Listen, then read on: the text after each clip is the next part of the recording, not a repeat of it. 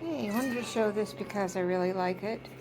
The bag's not too big, which I really like, because I'm not going to use a lot of those. When I train, I usually train for 1 to 5 minutes max, so not a lot of treats needed. And I don't want them to get stale, so this is a good size.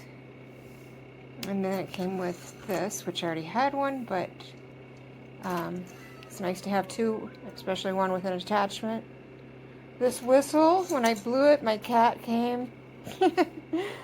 But after she got used to it, she liked to ignore, or he ignored it.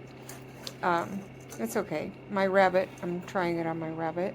And then this is for the whistle, but you can also, this is for the whistle, but you can also use it for the clicker, which I'm going to do. And